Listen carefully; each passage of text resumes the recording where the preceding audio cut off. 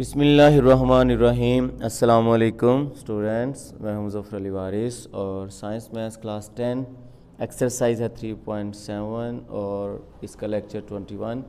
इस यूनिट का unit number 3 का ये जो है लास्ट लेक्चर है और हम क्वेश्चन नंबर जो स्टार्ट करने जा रहे हैं वो क्वेश्चन नंबर 7, 8 और 9। तो क्वेश्चन नंबर 7, क्वेश्चन 7 है जी, the supporting load C of a pillar varies as the fourth power of its diameter D and inversely as the square of its length. Inversely mean जो हम divide करेंगे length square को। A pillar of diameter 6 inch and of height 30 feet will support a load of 63 tons. How high a 4 inch pillar must be to support a load of 28 tons. First of all, we make a equation. The supporting load C of a pillar varies as the fourth power of its diameter. Diameter की जो power होगी 4 होगी।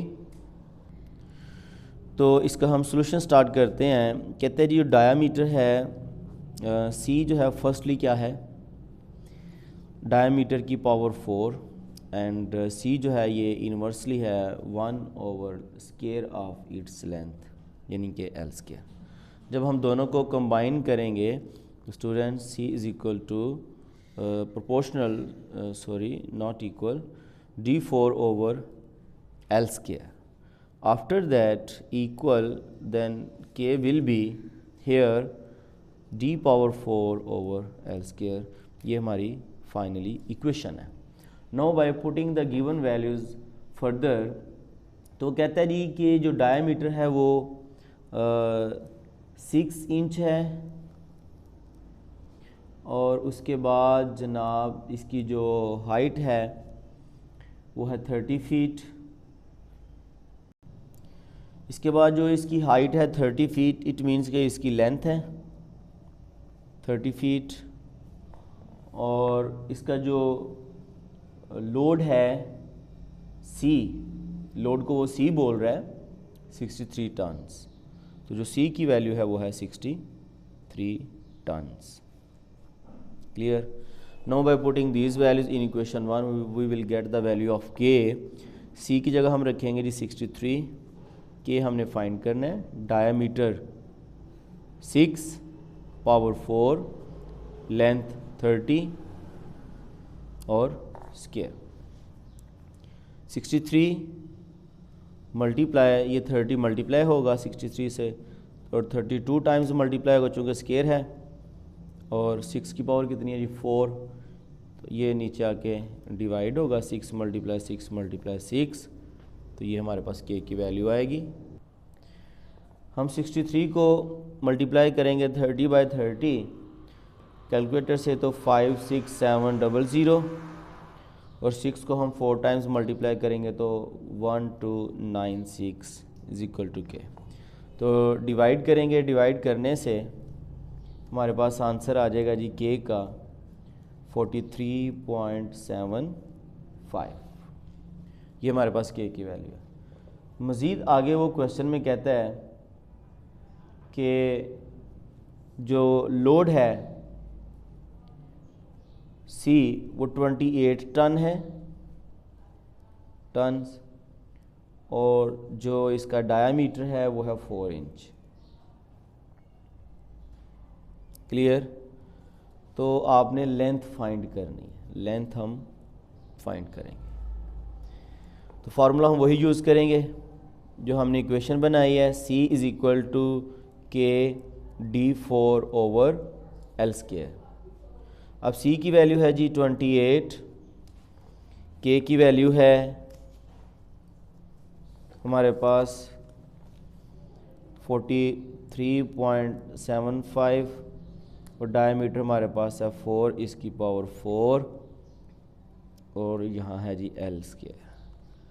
अब जब आपने L square find करना है तो L स्क्वायर इधर आ जाएगा, 28 इधर आ जाएगा, इसकी जगह दोनों आपस में वैल्यूज़ चेंज कर लेंगे, 28 डिवाइड होगा। जो हमारे पास न्यू इक्वेशन बनेगी वो बनेगी L square is equal to 43.75 multiply 4 की पावर 4 का मतलब है 4 को 4 टाइम्स मल्टीप्लाई करो और 28 से डिवाइड करो, एल स्क्वायर। तो ऊपर वाली वैल्यूज़ को आपस में मल्टीप्लाई करने से हमारे पास जो आंसर आएगा वो आएगा जी 11,200 ओवर 28। तो 11,200 को 28 से डिवाइड करेंगे 400। हमने लेंथ फाइंड करनी है तो स्क्वायर ख़त्म करने के लिए हम स्क्वायर रूट लेंगे on both sides. Square root से कट दीजिएगा तो लेंथ आ जाएगा हमारे पास 400 का जो स्क्वायर रूट होगा वो 20 फीट। ये हमारा फाइनली आंसर। तो बच्चों लास्ट 2 क्वेश्चंस हैं। क्वेश्चन नंबर 8 है the time T required for an elevator to elevator to lift a weight varies jointly as the weight W and the lifting depth D varies inversely as the power P of the motor। तो ये question की equation बनाना थोड़ा मुश्किल है, ज़रा ध्यान से समझिएगा। T required for an elevator to lift a weight varies jointly as the weight W and the lifting depth D, दोनों ठीक है। आगे new varies inversely as the power P, P जो है वो डिवाइड होगा of the motor. If 25 second are required for a 4 horse power motor to lift 500 LB through 40 feet, what power is required to lift 800 LB through 120 feet in 40 second. तो question number 8 में जो हमारे पास time है T, वो jointly जो vary कर रहा है एज ए डायरेक्टली, वो जनाब हमारे पास है उसका वेट W और उसकी जो डेप्थ D। फिर जो T है वो इन्वर्सली है, इन्वर्सली का मतलब 1/, वो है इसकी पावर P। दोनों को कंबाइन करेंगे तो T is equal proportional WD over P। Again हम इसको थोड़ा सिंप्लीफाई करेंगे तो इक्वल K आ जाएगा, W आ जाएगा, D आ जाएगा और ओवर पावर, ये हमारे पास इक्वेशन 1 होगी। Now giving values we will put T जो टाइम है वो है 25 सेकेंड और हमारे पास जो W है जी वो है 500 LB और हमारे पास जो D है वो है 40 फीट और जो पावर है वो है 4 हॉर्स पावर। अब ये 4 वैल्यूज़ हम पुट करेंगे ऊपर वाली इक्वेशन में। T की जगह 25 इक्वल K हमने फाइंड करना है, K एज इट इज़, साथ W की वैल्यू 500 और साथ D की वैल्यू 40 ओवर P और P की वैल्यू है 4। अब हम 25 को मल्टीप्लाई करेंगे 4 से और डिवाइड करेंगे 500 मल्टीप्लाई बाय 40 और ये हमारे पास K की वैल्यू आ जाएगी। मल्टीप्लाई करें 25 को 4 से 100 ओवर 500 मल्टीप्लाई 40, ये 20 से कट जाएंगे तो K की वैल्यू आ जाएगी 5 को 40 से मल्टीप्लाई करेंगे 500 और 5 4 20, यानी कि 1/200, ये हमारे पास K की वैल्यू होगी। अगेन K की वैल्यू हमारे पास है 1/200 और मज़ीद वो कहता है कि आप पावर फाइंड करें जबकि W की वैल्यू गिवन है 800 LB और जो टाइम है वो है 40 सेकेंड और जो D है वो है 120 फीट और हम पावर जो है वो फाइंड करेंगे। तो हमारे पास फॉर्मूला है T is equal to KWD over P। T की वैल्यू जो गिवन है वो है 40, K की वैल्यू 1/200, W की वैल्यू 800 और D की वैल्यू 120 ओवर पी। पी को आप इधर ले आए, पी आपने फाइंड करना है। 2 0 2 0 से कट जाएंगे, 2 1 जार 2 4 जार, तो ऊपर हमारे पास है 4 मल्टीप्लाई 120 और ये जो 40 है इधर आके डिवाइड होगा। तो 0 0 से कट जाएगा, 4 4 से कट जाएगा, तो पावर क्या आ जाएगी जी 12 हॉर्स पावर इसका यूनिट है। तो ये हमारा आंसर है। तो लास्ट क्वेश्चन है question 9। The kinetic energy of a body varies jointly as the mass m of the body and the scale of its velocity v, यानी कि ये दोनों jointly हैं, directly हैं, inversely नहीं है। If the kinetic energy is this when the mass is this and the velocity is this, determine the kinetic energy again after finding the value of k। आगे वाला प्रोसेस ये होगा फिर 3000 lb automobile traveling 44 feet per second। जो kinetic energy है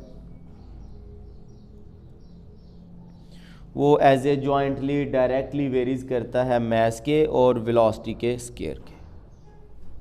अब यहाँ से हमारे पास जो इक्वेशन बनेगी काइनेटिक एनर्जी की वो is equal to K M V square, हम इसको इक्वेशन 1 बोलेंगे। फर्दर जो हमें वैल्यूज़ गिवन हैं वो ये हैं कि काइनेटिक एनर्जी की जो वैल्यू है वो है 4320 फीट पर LB और जो मैस है उसकी वैल्यू 45 LB और जो वेलोसिटी है 24 फीट पर second. Now by putting all these values in above equation 1, kinetic energy की जगह पहले रखो 4320 इक्वल के आपने फाइंड करना है, m आपका 45 है, v स्केयर है मतलब 24 स्केयर। स्टूडेंट्स 4320 ये वैल्यू इधर आके डिवाइड होगी, मल्टीप्लाई और 24 भी इधर नीचे आके डिवाइड होगा। चूँकि स्केयर है इसलिए 2 टाइम्स मल्टीप्लाई होगा तो हमारे पास k की वैल्यू आ जाएगी। तो 4320 इन तीनों को मल्टीप्लाई करेंगे कैलकुलेटर को यूज़ करते हुए तो 25,920। तो जब हम डिवाइड करेंगे तो हमारे पास k की वैल्यू आ जाएगी 0.1667। अब ये जो k की वैल्यू है 0.1667, अगेन वो आगे फर्दर वैल्यूज़ दे रहा है काइनेटिक एनर्जी की। तो इसकी जो वैल्यू है जी वो हम फाइंड करेंगे और जो मैस है वो है 3000 और जो वेलोसिटी है उसकी जस्ट वैल्यू मैं लिख रहा हूँ 44। नौ ये जो वैल्यूज़ हैं हम इक्वेशन में पुट करेंगे काइनेटिक एनर्जी की। ये जो इक्वेशन है kinetic energy is equal to K M V square. तो kinetic energy is equal to K M V square. Kinetic energy हम फाइंड करेंगे यही रहेगी और के की वैल्यू हमारे पास है जी 0.1667, एम की वैल्यू हमारे पास है 3000 और वेलोसिटी हमारे पास है 44 स्केयर। तो काइनेटिक एनर्जी कैलकुलेटर पे हम पहले 0.1667 को मल्टीप्लाई करेंगे 3000 से, फिर इसको मल्टीप्लाई करेंगे 44 से, फिर 44 से।